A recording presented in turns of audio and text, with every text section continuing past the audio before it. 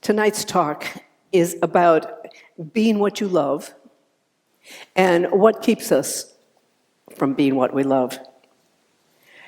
And it's about what the heart truly loves, what it yearns for, even when we don't know it and are not really aware of it. Throughout time, it's what the human heart has longed for deeply, and that is for freedom. There's a deep yearning within us for freedom.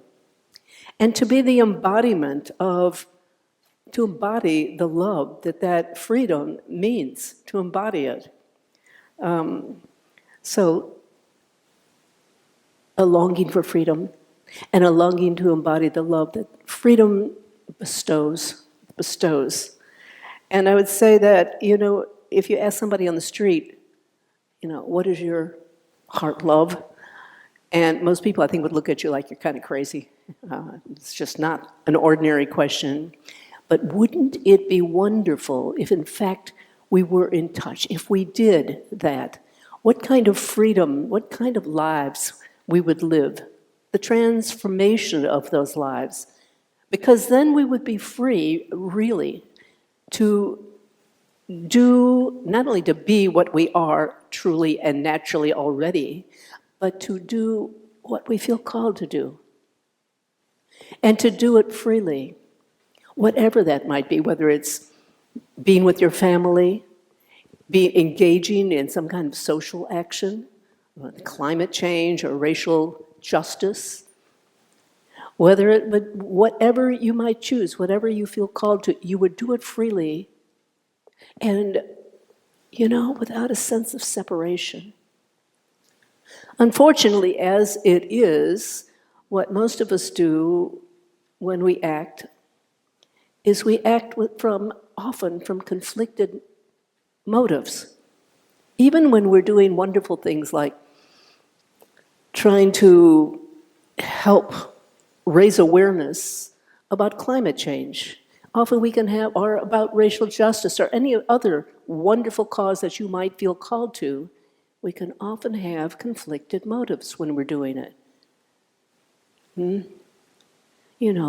can do it out of sense of maybe guilt, or maybe a sense of anger at the injustice, or maybe a sense of anger at someone in our lives who very much doesn't see it that way and we want to assert and affirm, or even anger about our own past actions. So that's a question, just for us to recognize why we do what we do. Really, honestly, to recognize, knowing that we are trying to live on this planet in a way that is beneficial for ourselves and others, bringing well-being. And yet when we are conflicted, when our motives are conflicted, it doesn't happen that way for ourselves. Even if we are assisting others and doing good work, inwardly, we may not have that well-being. Because doing something from conflicting motives is conflict. To recognize that is conflict, even while we're trying to bring about well-being. Well, what to do? And I think we have often said here, and I think that incredibly wise statement by Mahatma Gandhi. He said, be the change you want to see in the world. Be the change you want to see in the world. What wisdom. And so many of us would exactly like to be that, and to do that. And I think we need to recognize that being the change that we want to see in the world doesn't mean being perfect. It means inquiring honestly about why we're doing what we're doing. Really noticing. And when there's conflict, acknowledging it, doing it out of conflict, not trying to deny or bury it. Also, being the change we wish to see in the world doesn't mean first we've got to become the change we want to see in the world and then we go out and act. Doesn't make sense, does that? It's not, our minds, our minds leap to that kind of binary conclusion. It's either this or it's that. But in fact, that's not the way human life works. It's both. We can inquire and work to become this change. and to act at the same time. And that's, I think, what we are called to do, each of us on this path, to do both. Becoming the change we wish to see in the world means awakening to what really is. And that's a fuzzy word for a lot of us. What does it really mean, awakening? But let me just first of all say, I'm not going to try to define it at this moment. We'll be getting at some of that now. But say that, finally, it doesn't matter what your life is, what the conditions of your life are. We can awaken anywhere. Awakening is everywhere. It's not only limited to certain places. You know, you don't just have to, well, I won't say be in a monastery because most of us don't do that, but you don't have to just be on a retreat most of your life or much of your life. You can awaken right here, right now, where you are, because where else is is freedom, except for in right now in this moment. You don't have to go somewhere else. And just saying that, I find it really supportive, nourishing to remember. It doesn't mean we've got to be somewhere else. Right here, right now, you, your own life, me, my own life, that's it. Everything is a gateway, when we see it properly, to awakening. Nothing needs to be an obstacle. Nothing needs to be an obstacle to awakening. It is all a gateway when we see it really, truly. So here's a poem by Rumi, which you may have heard me say once or twice before, but I love this poem. True, besides. Sometimes you hear a voice through the door calling you. As a fish out of water hears the waves. Come back, come back. This turning toward what you deeply love saves you. Sometimes you hear a voice through the door calling you. As a fish out of water hears the waves. Come back, come back. This turning toward what you truly love saves you. As always, Rumi was talking on the level of being. He was not talking to each of us personally, because we each have many loves, many differences. But he was talking about what the heart loves, what we truly are. It saves you when we come back, when you come back, when each of us do. Talking on the level of being. You know, I think it's, on one hand, kind of a fuzzy term. It can sound like a fuzzy term. Intuitively, you know it. You know something deeply and it resonates. But in our society, where there's so much focus on what we can measure, what we can see and perceive with our senses, this idea of intuition and the level of being sounds really hard to get hold of. And in fact, we can even doubt it when we hear it. Like, what does that mean? I will tell you, I'm from Missouri, which they call the show me state for reasons I never knew, but it doesn't matter because it occurred to me that, you know, we're a show me culture. As a culture, what we want is we want to be able to grab it, understand it, measure it, see it. Should be, we think, more or less consistent logically, except, of course, when it comes to our conditioned behaviors, then anything goes and our mind accepts that and not a problem. But otherwise, we want to be able to see it and we want to be able to measure it. And level of being and what your heart truly loves just sounds so darn abstract. Except when you really, truly tie in and listen. When you're quiet enough to hear what's really going on here. We needn't doubt it. Human beings have felt this throughout time and across cultures. It's true. It's real. It is real.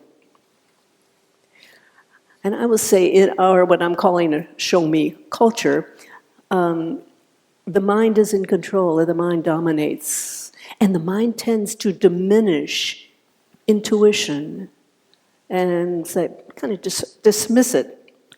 And the point I'm making that as people on a spiritual path, we need to really relax into it and say, it's true. I need to listen. Listen to what the heart is saying, what the heart truly wants. Our spiritual practice calls us time and again, over and over, to recognize our beingness. This is what the Buddha was talking about, pointing to. He didn't use quite those words. After all, it was 2,500 years ago or so. Translated down the generations by all different kinds of monastic translators, different vocabulary. But when you stop and really listen, this is what he was talking about.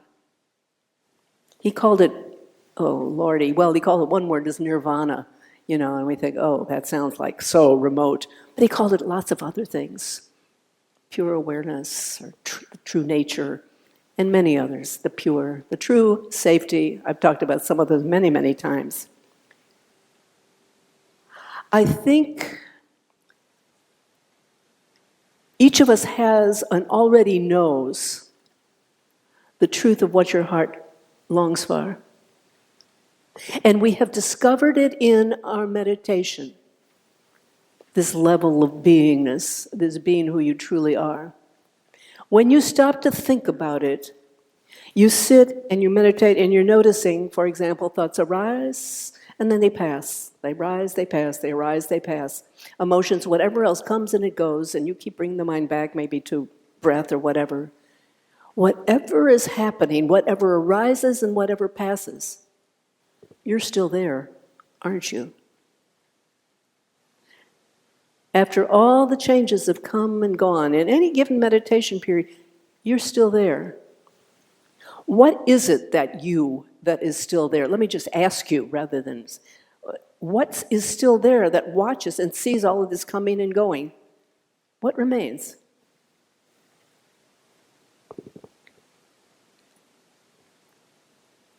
Nobody wants to hazard a guess? How about awareness?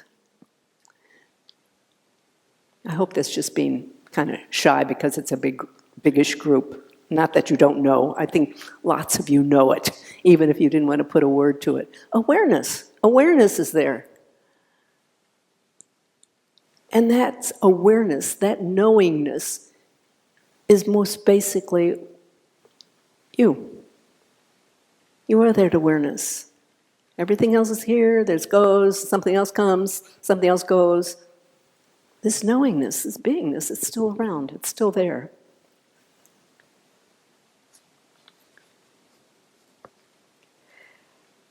So I thought that what I'd like to do right now is to try a little bit of an exercise with awareness and ask you just briefly to close your eyes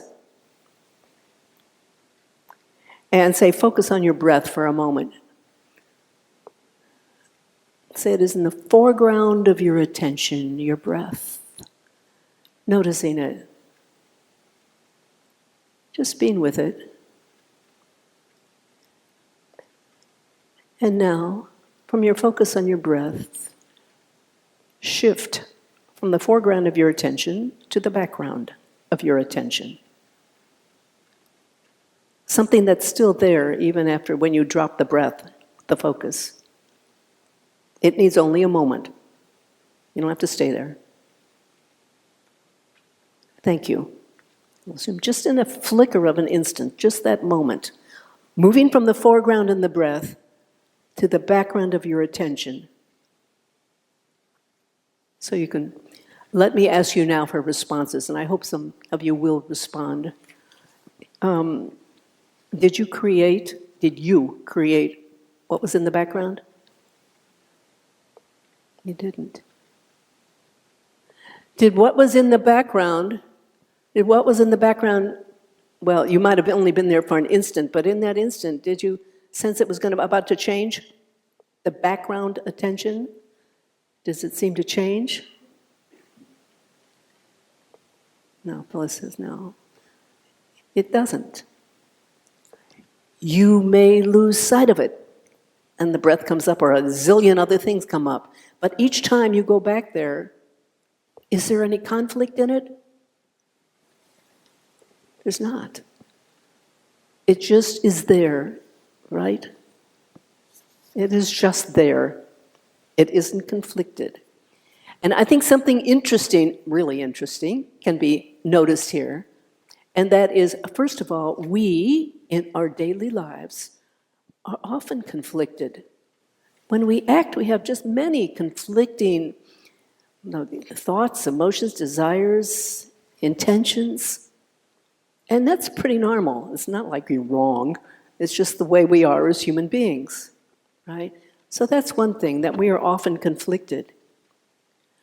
But this background awareness that we've been talking about, it's not conflicted, is it? And if you didn't notice it just now for the instant you went there, please keep tying in. I don't mean just anytime. You can do it anytime, whatever you do. Tie in for a moment. Go into this background. Notice, is there conflict there? What is it? What is its nature? So the background awareness isn't conflicted. It's always present. I said you can do it anytime because you know what? It's never going to go away. It's always there. Other things come and go. It's there all the time. Finally, to notice, and this is kind of the fourth point I'm just making in these little sequence here, we are awareness. So, number one, we are conflicted as human beings. Number two, awareness isn't conflicted. Number three, awareness is always present. And number four, we are awareness. What a combination. It's kind of a puzzling, a paradox of a combination. To both be conflicted and then to be awareness and not be which is not conflicted. How do you make sense of that? Does that question sound like it might be a profound puzzle? Thank you. I see somebody shaking their head. Yes. Thank you. Nobody else is kind of doing anything. Well, human beings throughout history have been caught with that one. How do we reconcile this fact that we are these conflicted, complicated, nuanced individuals, and the fact that there is something called, there is awareness that is there and present, and is there when everything else goes, or comes and goes again? How do we reconcile those? And you know what? Nobody can tell you the answer. This is why the Buddha said, come and find it true for yourself. We've often quoted this comment by the Buddha. He said, don't believe what other people say. Don't even believe what I say. He was talking to a group called the Kalamas. He said, don't believe it. Come find it true for yourself. And finally, he just wasn't inviting people to come and partake of his teaching. He meant he can't, and nobody can, not even him, tell you or show you. You can only find it for yourself. And that's what we're doing here. That's finally what this is about, finding it for yourself. And a moment ago, so I've been talking about foreground awareness and background awareness, and I think it is relevant to point out these actually aren't equal and opposite. It sounds like they are, foreground or background. But in fact, if you stop to think about which one you give priority to, which one all of us give priority to, I would say we give priority to the foreground awareness. It's what we're doing day by day, what we notice, what takes up most of our time. But in fact, it is actually the background awareness that is without comparison. It has no opposite. Does this make sense? Background awareness is. Foreground awareness comes and goes, and it has a lot of differences. From the background awareness, everything else springs. all of these differences that we see, and the beauty and the suffering, the 10,000 joys and the 10,000 sorrows of life, these are expressions that spring from the background, from that which is most profoundly the background awareness. I don't know if that point is a little bit obscure. Does that kind of make any sense? That background awareness doesn't just have its opposite in foreground awareness. It's a whole different dynamic going on there, a whole different dynamic. So I've been talking on a maybe a difficult to understand level. I know in a certain way it is. So I thought I would just give a conceptual outline of this, which many people have provided. It's not original with me, and certainly over the years I've talked about it before. But if we think about a cross, right? Somebody say, oh yeah, think about a cross. We live on a horizontal plane of that cross. And that is time, past, a present, and a future. And all of the things that we know when we were young, when we were middle-aged, when we're seniors, are the aging. Everything that we know in our daily lives, we can think of as on this horizontal plane. There is also a vertical plane. And the vertical plane is what we point to and talk about time and again in our spiritual inquiry. That's the plane of the eternal now, of right here, right now. On the horizontal, everything has definitions and can be measured and weighed. It's the objects of our senses. On this plane, the vertical, it just is. It's what we were calling awareness. So does this make sense? Anybody, does it obscure? Is it obscure? Go ahead. Yeah. So I just asked if it made sense. It does make sense intellectually. And we can talk about foreground awareness. Our background awareness are the horizontal and the vertical plane. But all of that is not the same as really getting it, really experiencing it. And I think there's something profoundly inside of us that doesn't want it, that resists. We resist deeply, really absorbing the implication of this. For example, the implication of that fact that while you meditate, things come and go, arise, pass, here they are, they're here now, gone in the next moment. And yet you are still there. Something is still there. If we really understood that, it could upend, shift the way we live and experience life.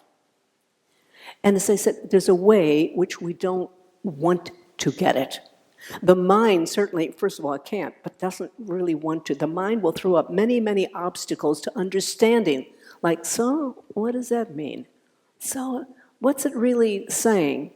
And I think that a big reason why the mind resists is because we are strongly invested, deeply invested in being ourself, in being a self. We define ourselves. We have a strong investment in who we are.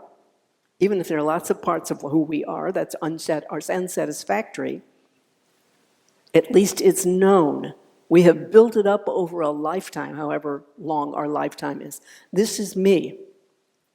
And to question this me, and to say, wait a minute, if all the stuff that I identify as me comes and it goes and it's here now and gone tomorrow, what am I? I don't think we really want to go there.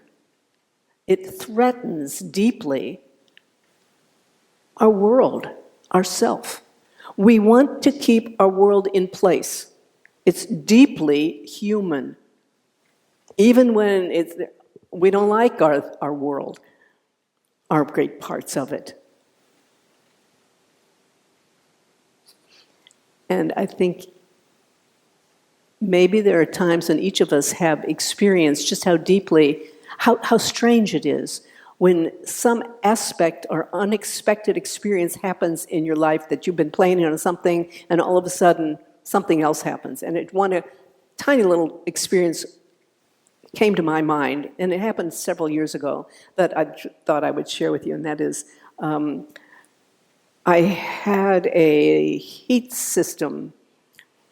It was heat pump, and it was new, and I woke up in the middle of the night, and I started smelling something strange, and I thought maybe it smelled like burning, and I thought maybe something was on fire, and I smelled and went around. Everything was fine in the house. I thought, well, maybe it's downstairs. There was an apartment downstairs. It's like 3 o'clock in the morning, and I went down. I just opened the door because somebody was living there. I didn't go in, and I sniffed there. No problem. So I went and I just stood outside, 3 o'clock. And there was just this moment when I was in the middle of nowhere. I was totally, I don't mean just my body, I mean the whole sense was so unexpected. Like, what was my world at that moment? Where was it? Where was I? All of us, maybe I assume that each of us have had these moments where we just wonder, well, what is this? This is when we are perceiving the world, not through our usual habitual lenses, but freshly. And that is what this view from awareness and the awakened view gives us. It's no longer through our conditioning, but it's like, wow, it's totally new. And that's what we are being invited to. And that is what the mind does not want us to be invited to, does not want to join that, take up that invitation.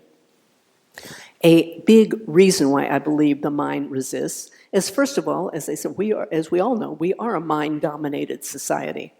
The mind is in center stage in our lives. Even if we're really emotional, that's not the issue. It's not about being intellectual or emotional. The mind doesn't want to be shifted off into the wings.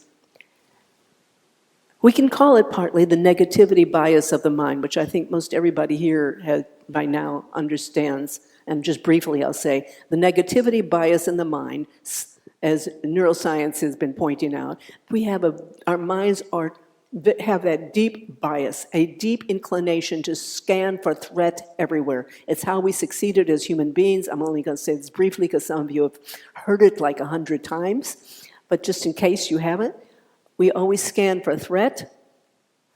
Well, perhaps the hugest threat would be that what the mind perceives isn't the whole story. Like, whoa, wait a minute, the mind says. I'm telling you, it's the whole story. And then there's something else, and the heart says, there's something else. Like, no way does the mind want that. So it kind of scoots the heart off to the side and reaffirms once again, the whole story is what you see and what your life has been and what you have been a victim of or what you have succeeded doing or all of that. Yeah. The mind controls us. No big surprise, perhaps. But I think it's an interesting image, is the image of asphalt. The mind and habitual thought and behavior patterns are laying like a layer of asphalt down in our lives, and it encases us within that asphalt, that layer of asphalt. And the question is, when we begin listening to the heart's longing, when we begin really listening to it, we begin breaking up the asphalt. The asphalt, we don't break it up, it begins breaking up. Joseph Goldstein, one of the primary teachers in this tradition, tells a wonderful story, or image. And he said that practice is like jumping out of an airplane with no parachute. He says you jump out and you start falling, and you recognize there's nothing there that's going to stop you from falling and disaster. And then you keep on falling. And you start to realize, whoa, there is no ground. Jumping out of an airplane, no parachute, and no ground. You keep on falling. And now, I will say the conclusion to this, and I don't remember that Joseph spoke about it, but the conclusion is, it's awareness that holds you as you fall through space. You're being held in awareness. Everything else is no longer there. And I don't mean, if we get down to our daily lives, I don't mean that your family disappears, your jobs disappear, all of that. No, of course not. All of those things are still there. But you, when you are falling in that way, are standing in the place where you're naked, where there is nothing. This is all before everything else that happens in your life that occurred in the time dimension. This existed on the timeless dimension. That's who you are, that awareness, that falling and being held by awareness. You don't know where it's going even. Finally, because you don't control it. Finally. Yes, we control little everyday things. We think, usually, much of the time, maybe not always. But finally, you don't know where it's going.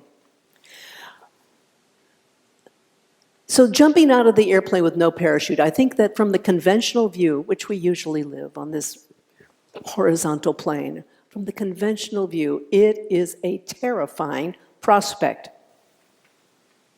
This is not something we would, or the mind would really welcome. All kinds of questions come up. What would happen to me if I didn't have my habit patterns? If I didn't have my known life? If I didn't have all of the things that I know and I love, and some of them I don't love at all, but what would I be? And that's where we are. That's what it is. The mind is right on the mind's level to be terrified because, as I said, it's about standing naked for a moment. For a moment. And it's why the mind resists. From the vertical point of view, however, jumping out of an airplane with no parachute means awakening. It means simply being present in awareness. That jumping out means love with a capital L. It means you are it. That's what it means. It means what in the Bible? The peace that passes all understanding.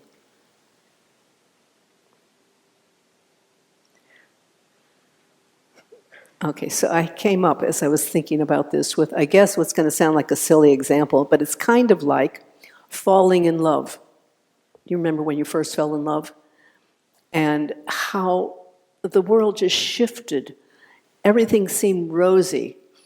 So here's the silly example, because what came to me was that song from an old musical, My Fair Lady, and it started with, when I walk, how's it go? Here it is, I've got the words. I've often walked down the street before, but the pavement never stayed beneath my feet before. All at once am I several stories high, because I'm on the street where you live. Love. So, and it goes on in that vein, this song. And I'll say there are some resemblances to this awakened view. Love, with a capital L. And there's some big, big differences. First of all, and I think his name was Freddie, if I remember right, because I used to love that musical. when he walked down the street, he was falling in love with with a woman, a very specific human being. And chances are, if that relationship had ever evolved, he would have found at some point, well, she was just a human being like everybody else. She had her failings and her shortcomings and all of that. Well, from the point of view of awakening, that's where the difference happens.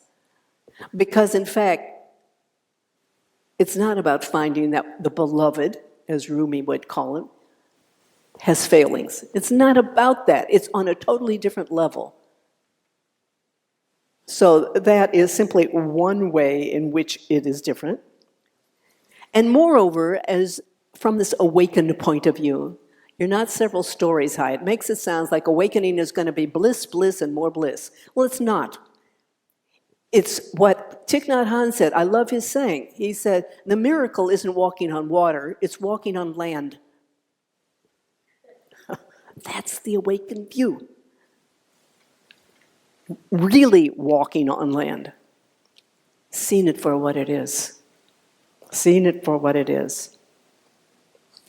And I will say, this is where initially I was going to end this talk, because it's such a great place, is it not? Being love and so forth, but I won't end it here. I decided, I'm not going to say it's not love, but I'll say that it's more, just really quickly. And that is this kind of radical shift from the everyday perspective, the conventional view, to an awakened view, or to this vertical plane, can be so shocking to our everyday mind when it happens, that if we aren't prepared, if we haven't heard about this before, we can really want to get away from the awakened view. We can try to go back and recreate our everyday world, because the awakened is so different. And I will just tell you that I've told many of you some of my own story, and I will say that's what I did, because this happened for me when I was in my 20s, and I knew nothing and I won't go on for all that, but I knew nothing. I was ignorant, except it happened anyway.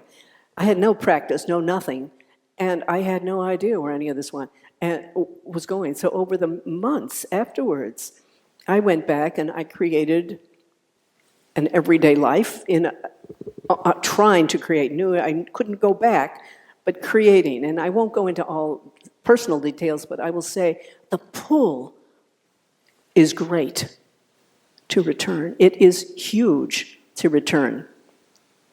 And anybody who has had this kind of experience may well be aware of that pull of the everyday. And there's nothing wrong with us living an everyday life. It's from where we live it. It's how we live it. And for me, the effort was, okay, it happened, and let me go on now and kind of put it to the side. And I will say, it can't be put to the side. Once it is seen, it's in there. And the heart keeps saying, come on, come on. So this is the journey. And it can be a journey of years. It is a journey of years. Even some of the remarkable people, like Ramana Maharshi, Indian saint in the 20th century, who woke up when he was 16, I think it was, and he just went on to incredible heights and depths as a wise person. They never seemed to stop. Years, though. It took years. So that's what this journey is. One of wonder, truly amazing, and it takes years. So I'm going to conclude with that little poem by Rumi, when he said, sometimes you hear a voice through the door calling you. As a fish out of water hears the waves, come back, come back. This turning toward what you truly love saves you. So thank you for listening. So allowing yourself simply right now, being present, perhaps holding this fact that we are what we deeply long for, that you are what you deeply long for. freedom, and an embodiment of love. Without an inner sense of separation, the kind of sense that so often just dogs our lives. Without that inner sense of being in conflict with our environment, our family, our friends, ourselves. No sense of conflict. We're beyond that.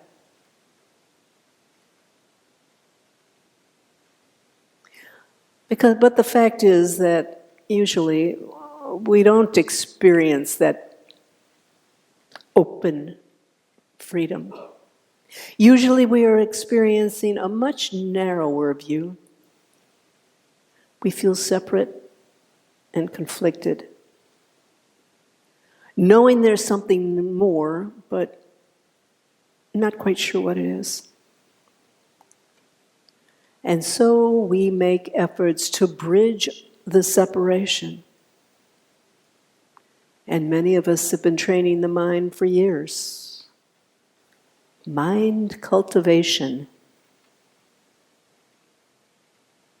The Pali term for that is bhavana, mind cultivation. But tonight, I'm going to invite us to take a different approach, and that is making no effort to cultivate anything, no effort to do anything at all. As we sit, as you sit, allowing whatever arises to the mind, whatever it may be, to do so without any effort to squash it, to deny it, to ignore it. Let it come and let it go without any effort to hang on and jump in with it and follow it.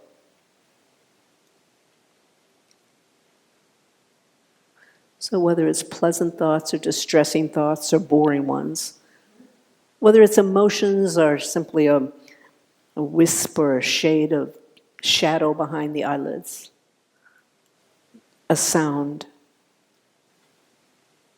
a smell, just noticing, witnessing whatever arises to the mind without holding any of it.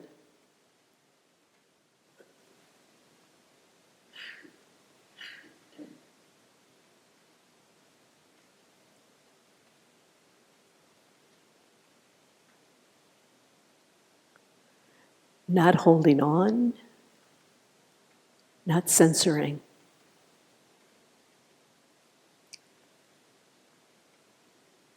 Not getting caught in the changing scenery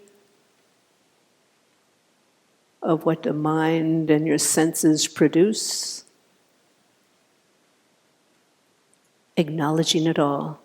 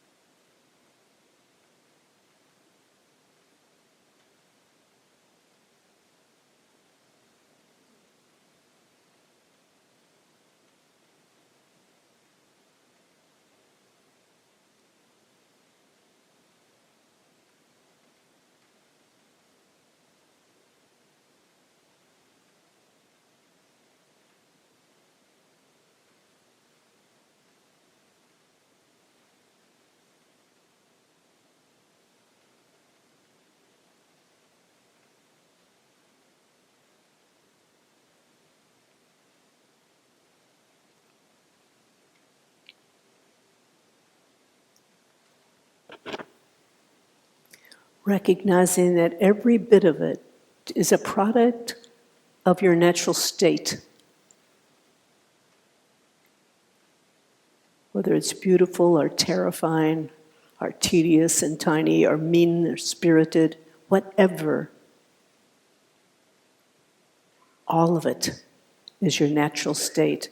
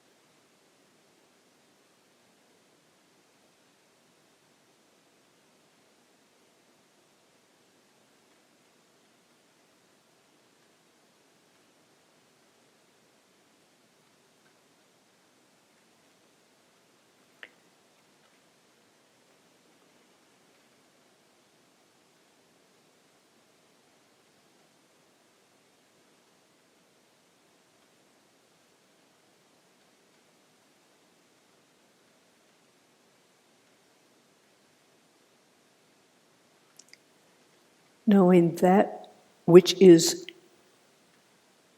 aware of it all, that is you. But not you in your personal state. That is you as awareness. You are a knowing.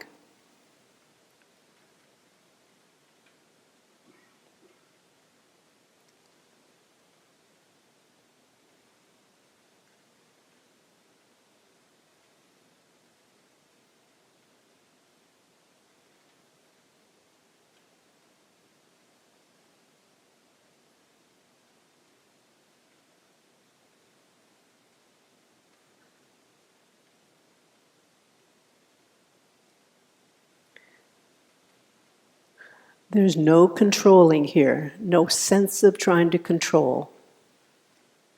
Just witnessing. Witnessing what is true.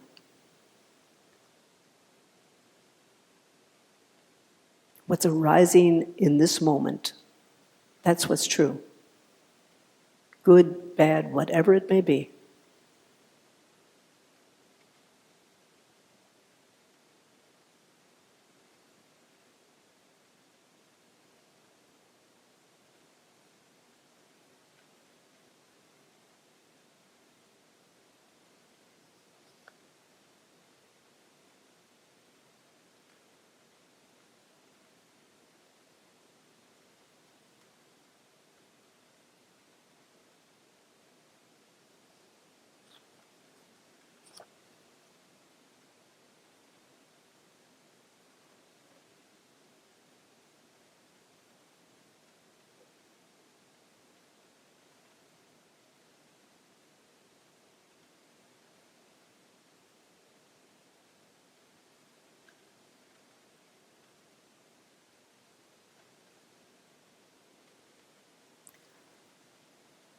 Recognizing that when your mind gets caught in a train of thoughts, it's taking you back onto the horizontal level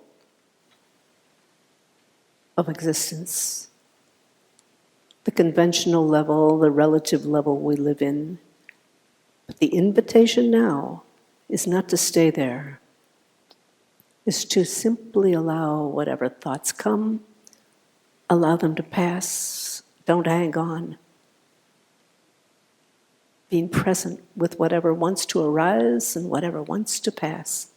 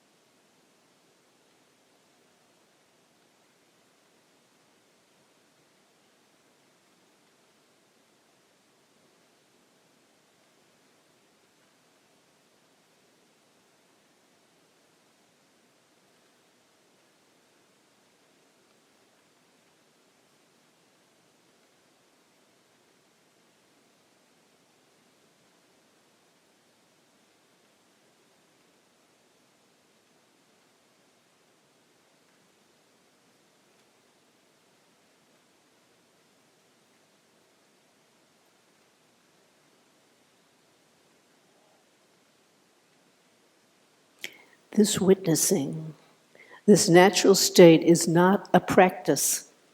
We're not doing a practice here. We are involved in non-doing. It's a not doing, not controlling, simply allowing it to be.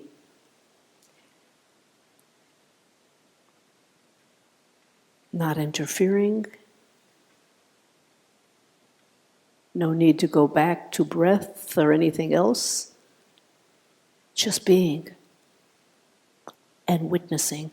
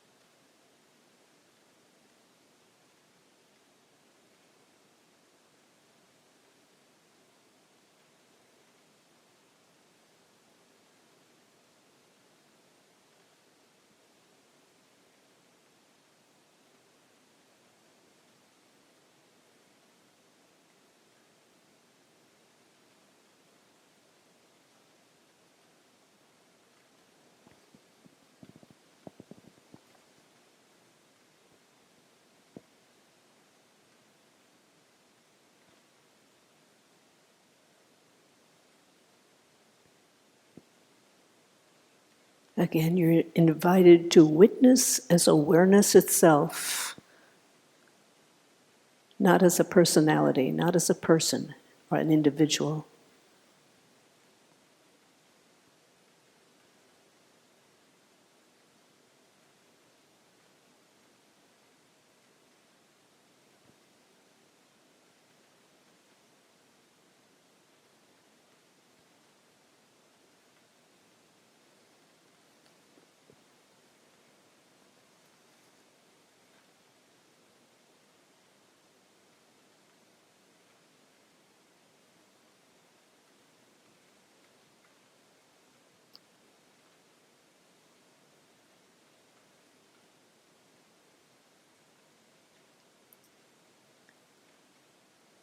Your individual likes and dislikes are not the issue here.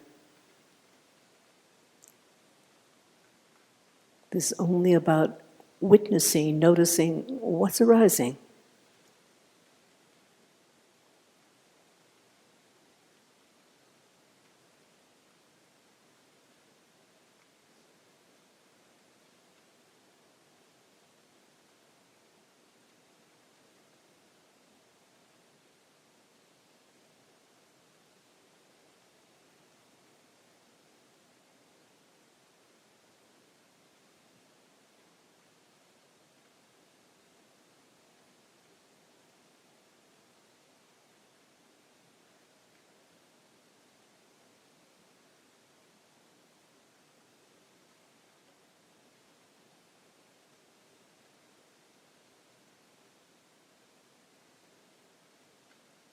Perhaps restlessness is arising.